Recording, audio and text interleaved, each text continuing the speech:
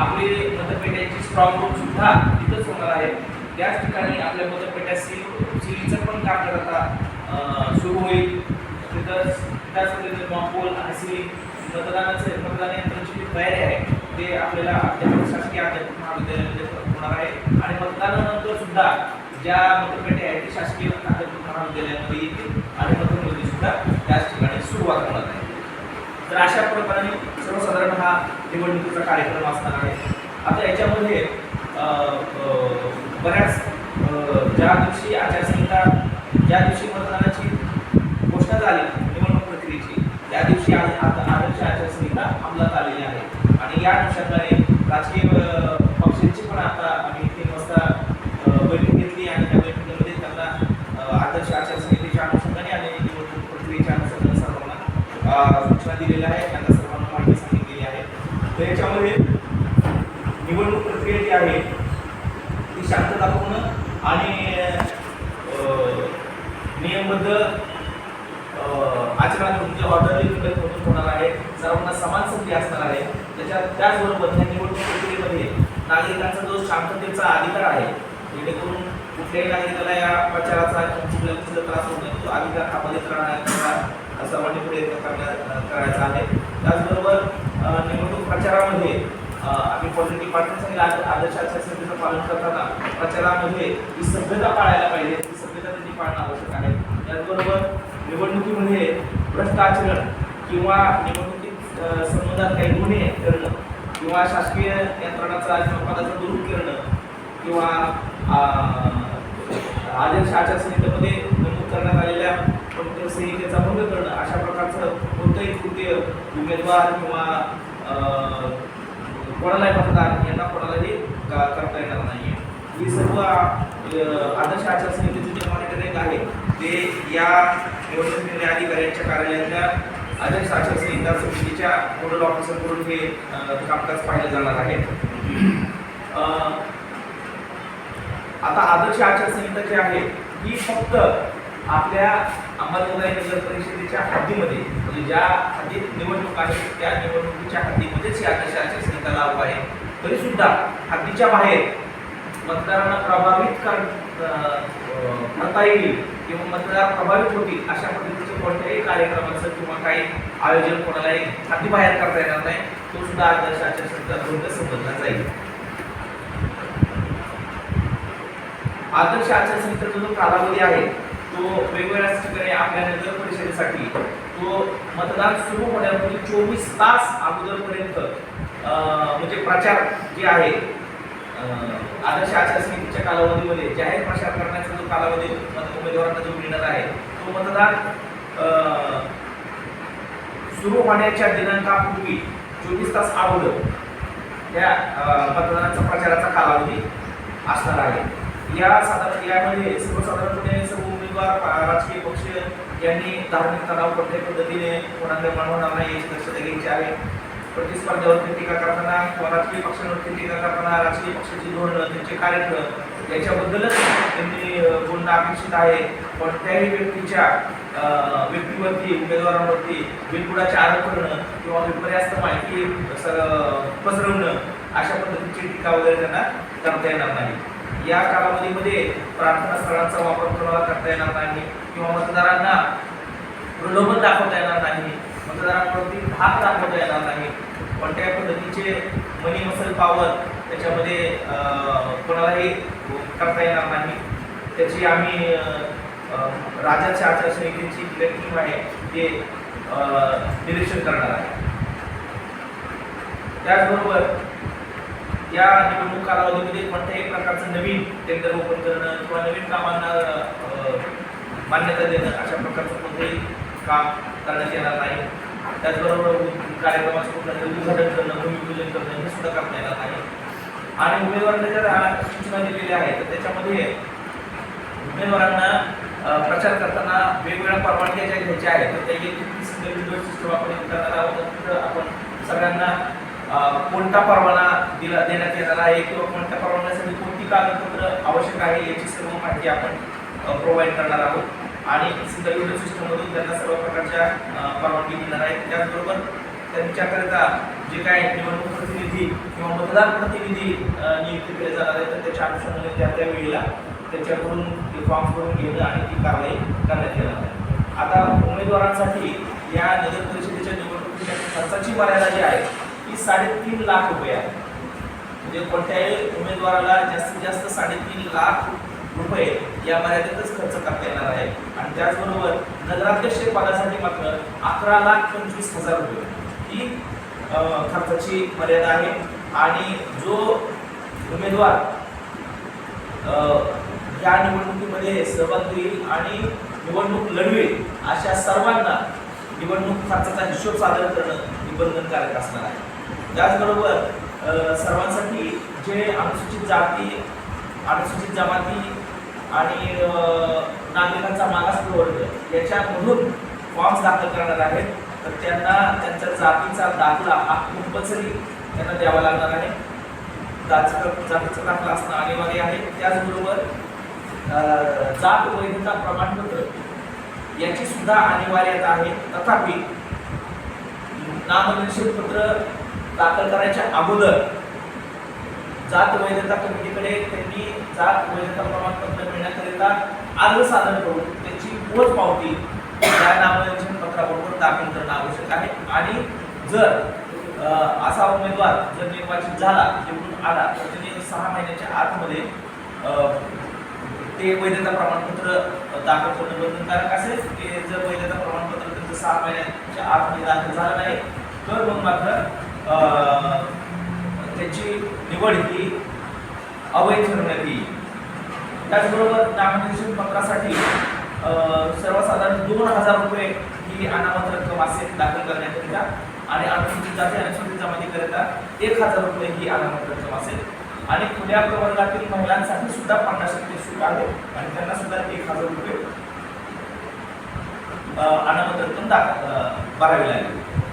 आता हे प्रचार करीत असताना वेगवेगळ्या पद्धतीच्या जाहिराती किंवा पॉम्पलेट्स छापणं या गोष्टी जर करण्यात येत असतील तर उमेदवारांना जे पॉम्पलेट छापलेलं आहे अशा पॉम्पलेट कुठल्या मुद्रणालयामध्ये छापलेलं आहे, त्याचबरोबर त्याच्या किती प्रती छापलेल्या आहेत आणि कोणी छापलेले आहेत याची माहिती त्यांनी येणं बंधनकारक आहे. जेणेकरून त्याच्या खर्चामध्ये त्याचा समावेश करण्यात येईल किंवा आदर्श आचारसंहितेचा कॉन्टॅक्ट भंग होणार नाही ना याची पडताळणी आपल्याला त्याच्यानुसार करता येईल.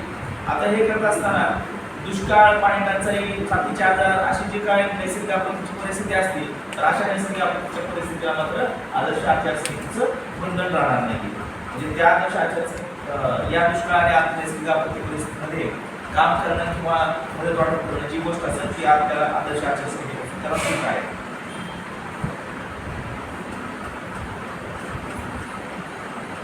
अशा पद्धतीने सर्वसाधारण आपल्या आदर्श आचारसंहितेचे आहेत ते सुद्धा आम्ही वेळोवेळी ज्या उमेदवार राजकीय पक्ष यांची जी काही हे घेणार आहोत आपण मिटिंग घेणार आहे त्याच्यामध्ये रूल्स आपण देणार आहोत. आणि ही संपूर्ण प्रक्रिया पार पडत असताना आपल्याला EVM वरती जी मतदान प्रक्रिया होणार आहे याच्यामध्ये कंट्रोल युनिट आणि बॅलेट युनिट असणार आहे. याच्यामध्ये VVPAT हे नसणार आहे. कंट्रोल युनिट आणि बॅलेट युनिटच आपल्या या निवडणूक प्रक्रियेमध्ये आपण वापरणार आहोत. अशा पद्धतीने या संपूर्ण निवडणूक ह्याच्यामध्ये कालावधीमध्ये ज्या काही आदर्श आचारसंहितेचं पालन करून ही निवडणूक निपक्षपातीपणे आणि कोणत्याही दबावाला न बळी पडता ही निवडणूक प्रक्रिया पार पाडण्यात येणार आहे. या अनुषंगाने आपले काही प्रश्न असतील किंवा काय आपल्याला सांगा. याच्यामध्ये एक गोष्ट फक्त अजून मी सांगायचं म्हणजे तुमच्याकडून सुद्धा प्रश्न येऊ शकेल की एक विशेष म्हणजे दुबार मतदार याच्या अनुषंगाने बऱ्याचदा माहिती विचारण्यात येते. तर डुप्लिकेट वोटर जे आहे त्याच्या अनुषंगाने 29/10/2025 रोजी राज्य निवडणूक आयोगाने एक स्पष्टीकरण दिलेलं आहे आणि या स्पष्टीकरणाच्या अनुषंगाने ज्या मतदार याद्या आता आज रोजी अपलोड करण्यात आलेल्या आहेत त्या प्रसिद्ध झालेल्या आहेत मतदार याद्या. तर त्या मतदार याद्यामध्ये जे दुबार नाव आहे तर या दुबार नावाची पडताळणी केली जाणार आहे आणि जे दुबार मतदार आढळून येत आहेत सेम त्यांच्याकडून परिशिष्ट A1 हे भरून घेतलं जाणार आहे. त्या परिशिष्ट 1 मध्ये त्या मतदाराने दुबार नाव असल्याचं सांगायचं आहे की कोणत्या मतदान केंद्रावर तो मतदान करणार आहे, म्हणजे त्याची नमूद केलं जाईल आणि फक्त केवळ त्याच मतदान केंद्रावरती त्याला मतदान करता येईल, त्याला दुसरीकडे मतदान करता येणार नाही, कारण तशी नोंद आपण मतदार यादीमध्ये करणार आहोत. त्याचबरोबर जर समजा दुबार मतदार आहे, काही बरेच मतदार असे की ते आढळूनच येत नाहीत, सापडत नाहीत आपल्याला, नाव आहे कारण आपल्याला डिलीट करता येत नाही, म्हणून आपण त्याचं नाव त्याचं मतदार यादीचं नाव डिलीट करता येत नाही, कारण भारत निवडणूक आयोगाच्या ज्या मतदार यादी आहेत विधानसभेच्या, त्या मतदार यादीमध्ये 1 जुलैला ज्याचं नाव आहे अशा नावांमध्ये काही जरी झालं तरी त्याच्यामध्ये दुरुस्ती करणं, त्याच्यामध्ये ट्रान्सफर करणं किंवा तो बदलणं हे अधिकार राज्य निवडणूक आयोगाला किंवा कोणालाच नाही. तर त्याच्यामुळं जर दुबार नाव आहेत आणि ते आढळतच नाही, दुबार नाव आपल्या मतदार यादीमध्ये आहे, तर अशा व्यक्तीच्या नावापुढे स्टार करण्यात येणार आहे. आणि जेव्हा जर समजा असा व्यक्ती त्या मतदान केंद्रावरती आला तर मग मात्र मतदान केंद्राध्यक्षामार्फत त्याची व्यवस्थित शहानिशा केली जाणार आहे आणि त्याच्याकडून परिशिष्ट 2 हे हमीपत्र भरून घेतलं जाणार आहे. त्याच्यामुळे घोषणापत्र भरून घेतलं जाणार आहे की त्यांनी यापूर्वी कुठं दुसरीकडे मतदान केलेलं नाही आणि तो दुबार मतदान हे झाल्यानंतर सुद्धा दुसरीकडे कुठं करणार नाही, अशा पद्धतीचं ते लिहून त्याच्याकडून घेतलं जाणार आहे. आणि जर त्यांनी याचा भंग केला तर त्याच्यावरती कायदेशीर कारवाई केली जाणार आहे. अशा पद्धतीने सर्वसाधारण आपली निवडणूक प्रक्रिया आहे. त्याच्यानुसार काय आपली आता आपण तपासलं आहे. आता कालच सूचना आलेली आहे, सगळ्या 29 सूचना आलेल्या होत्या, काल झाल्यानंतर तपासाला सुरुवात केली. काही असू शकतील असली तर मी परत प्रेस घेऊन सांगेन किंवा प्रेसलाही देईन की एवढे दुबार नावानं तपासलेले तर त्यांना एवढ्याला स्टार्ट केलेला आहे, एवढ्यांनी जो फॉर्म परिशिष्ट मला भरून दिलेला आहे त्याची माहिती मी देतो आपल्याला, जाहीरच करतो प्रेसमध्ये. काही 10-15 वर्षापूर्वी मयत झालेले जे आहेत म्हणतात त्यांचं पण यादीमध्ये नाव आहे. काय करू शकत नाही आपल्याला मयत झालेले आपल्याला विधानसभेची मतदार यादी जशीच्या तशी आपल्याला अटक करावी लागते आणि त्याच्यामध्ये फेरबदल करण्याचा अधिकार कोणालाच नाही. त्याच्यासाठी एक आहे प्रोसिजर, त्याच्यासाठी आपण जरी सर नाव नाही बघलं त्या व्यक्तीचं नाव आपण दुसरं कोणीतरी येऊन मग त्याची पडताळणी करताना आपले कोणचे तुमचे प्रतिनिधी आहेत ना, आक्षेप करायला पाहिजे, ते बघितलं पाहिजे समज असल्यामुळं एकमेकाला अडचण करते, कधी त्यांच्या पार्टीचं येते कधी यांच्या असं नाही करता येणार, असं ही पळवाट नाही करता येणार. तिथं स्पष्ट सांगितलं काय नाही तर तो तरी आहे म्हणून त्याच्यावरती पुन्हा दाखल होईल.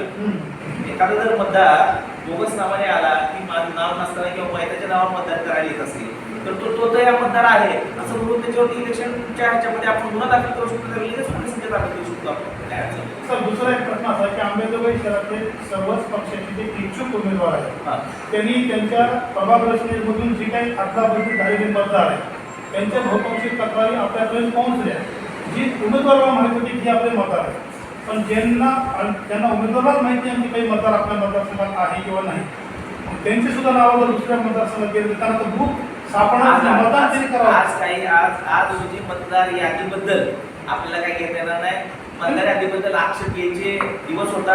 मी स्वतः इथं बसून 2 दिवस त्याच्या नमुना ब मध्ये त्यांचे अर्ज आलेले आहेत, त्यांच्या सगळ्या 2 दिवस सकाळपासून रात्रीपर्यंत सगळ्या सुनावण्या घेतलेल्या आहेत. साधारणपणे 174 लोकांनी त्याच्यामध्ये एकेका अर्जामध्ये कोणी 100 एकानंतर 705 एवढ्या मतदारांवर आक्षेप घेतले होते. ते वरती तपासून आपण त्याच्यावरती कारवाई करून निर्णय घेतलेले आहेत आणि ती मतदार यादी आता ऑलरेडी प्रसिद्ध झालेली आहे. त्याच्यामध्ये एखाद्या उमेदवाराला इच्छुक उमेदवार म्हणून उभं राहायचा परंतु त्याच्या प्रभागात त्याचं नाव नाही, त्याचं प्रभाग दुसऱ्या प्रभागात त्याचं नाव, प्रभागाचं बंधन नाही निवडणुकीला, आपल्या नगर परिषदेच्या मतदार यादीमध्ये त्याचं नाव असलं पाहिजे, प्रभागाचं त्याला बंधन नाही. फक्त एक आहे की ज्याला प्रभागातून निवडून द्यायचं आहे, मला माझ्या प्रभागातून द्यायचं आहे, त्या सूचकाला मात्र त्या प्रभागातला असणं गरजेचं आहे. याच्यामध्ये नामनिर्देशन पत्रासाठी जे काही मान्यता प्राप्त जे राष्ट्रीय आणि राज्य पार्टीचे जे काही पक्ष हे आहेत उमेदवार असतील तर त्यांना एक सूचक पुरेसा आहे आणि इतरांना मात्र 5 सूचक लागणार आहे. त्याच्यासाठी उमेदवाराला किती प्रकारचे ॲफिडेव्हिट द्यायचे आहे आणि त्याच्यासाठी नोटरी लागेल का? हा सगळ्या जवळजवळ सगळ्या नोटीस लागणार आहे. त्याचे लिस्ट आपण देतो नामिनेशन पत्राबरोबर. त्याच्यामध्ये काही स्वयंघ जसं उदाहरणार्थ 12 सप्टेंबर 2001 नंतर एखादा आपत्ती वाढून 3 किंवा 3 पेक्षा जास्त जर आपत्ती होत असतील त्याला तर तो अनर्ह ठरतो म्हणून त्याच्या संबंधीचं ॲफिडेव्हिट आहे. त्याचबरोबर त्याचं मालमत्ता आणि दायित्वाचं ॲफिडेव्हिट आहे की ज्याच्यामध्ये जे ॲफिडेव्हिट आहे तर त्या ॲफिडेव्हिटमध्ये कोणत्याही पद्धतीचा रिकामी जागा त्याला ठेवता येत नाही. जे लागू नाही तिथे सरळ निलंबित किंवा लागू नाही म्हणून तो लिहिणं गरजेचं आहे. अशा प्रकारच्या बऱ्याच सूचना आहेत. वेगवेगळे प्रतिज्ञापत्र आहेत. त्याचे फॉर्मॅट उपलब्ध आहे. नाही आता देतोय आपण थोडं अजून उपलब्ध करून देतो आपण. निवडणुकीच्या अधिसूचना नाही साध्या कागदावरती सुद्धा करता येते त्याला. त्याचा हे काही नाही. जसं हे आहे की त्याला 500 रुपयाचा स्टॅम्प घ्यायचा वगैरे असं काही नाही. त्याच्यावर पेपरवर नोटरी केलं तरी केलं चालेल. तरी चालतं.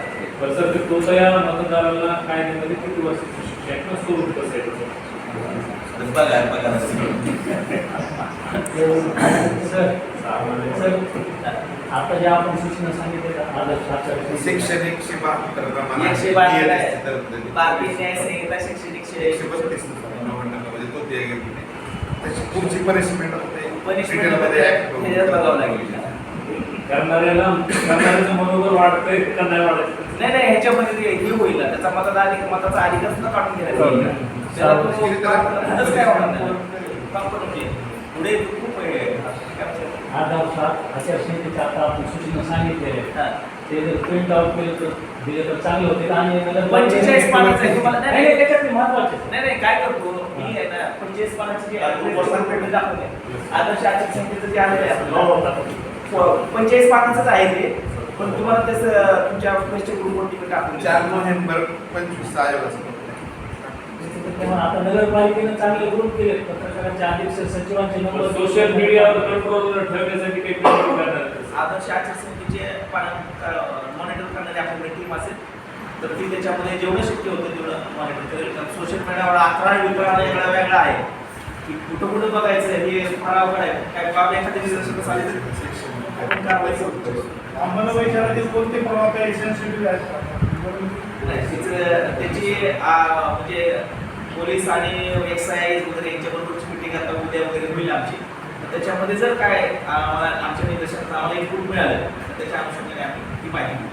कारण माहिती घेऊन त्याची सुरक्षा करणं अपेक्षित आहे सर. कारण मुद्दा झालेल्या काही निवडणुकीचे परिणाम नाही, आपण माहिती त्यासाठीच घेणार ना आपण. तिथं जर असं काय कुठं असेल तर तिथं म्हणजे पोलिसांचा लगभग 9 वर्षांचा निवडणुका होत आहेत. त्याच्यामुळे सर्वच पक्ष आपापल्या पद्धतीने तयारी करत आहेत आणि कोणत्याही अशी परिस्थिती 9 वर्ष 9 वर्ष नाही. 5 वर्ष पहिले आणि 4 वर्ष म्हणून पक्षाचा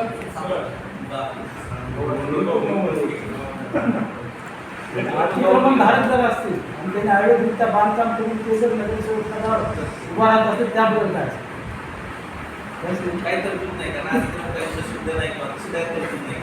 गेल्या वेळेस काय होतं त्यावेळेस प्रॉब्लेम आले तेव्हा ऑफलाईन होतं ना, ऐन वेळेला काय होतं की आपण म्हटलं की 2 वाजेपर्यंत साईट चालू राहते. पण जर समजा काय साईटमध्ये काय प्रॉब्लेम आला काय झाला तर त्या ऐन वेळेला राज्य निवडणूक आयोगाच्या आपल्याला सूट त्याच्यामध्ये दिली जाते किंवा त्यावेळेला सूचना आपल्याला प्राप्त होतात. त्याप्रमाणे आपण कारवाई करतो. आता 5 वर्षापूर्वी कसं झालं असेल किंवा 16 मध्ये कसं झालं असेल तर आता दिवसेंदिवस रोज काय बदल तर अपडेट होत राहते का सगळं. तेच सांगतो मी सर्व जर मागच्या वेळेला कमी कॅपॅसिटीचा असेल तर तो वाढला असेल ना आता एवढ्या वर्षात वाढला असेल ना ते